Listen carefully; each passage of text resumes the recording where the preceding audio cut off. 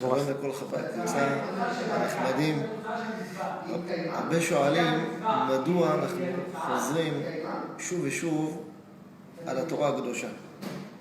הרי ברגע שסיימנו את הספר, אז ברוך השם אנחנו יודעים את הדברים ואפשר להמשיך לדברים אחרים. אלא אומרים חז"ל שעיקר הלימוד זה השינוי.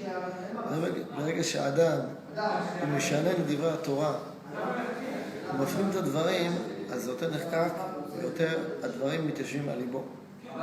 לכן לא ציוותה אותנו, אפילו שסיימנו את הספר, לחזור ולחזור.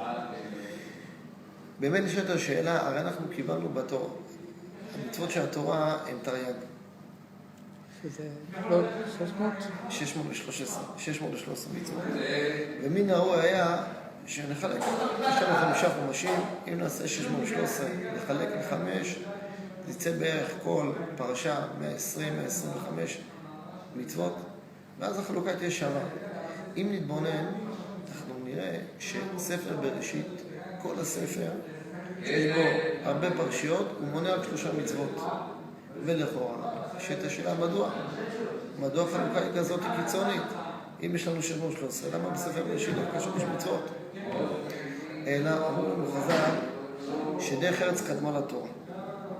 דרך ארץ פירושה זה לא להגיד תודה, בבקשה, סליחה, לנקות את הפה עם פפיון, אלא דרך ארץ זה מידות טובות. כל יהודי ויהודי חייב שלו מידות טובות. ולפני שאדם בא ללמוד את התורה הוא צריך להכיר את המידות שלו. לכן כל ספר בראשית, לפני המצוות, האדם צריך לעבוד על המידות שלו.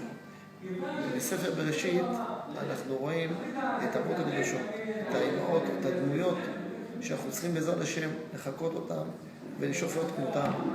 מבחינת מתי יגיעו מעשיי למעשה אבותיי. לכן כל הספר הזה זה ספר של מידות.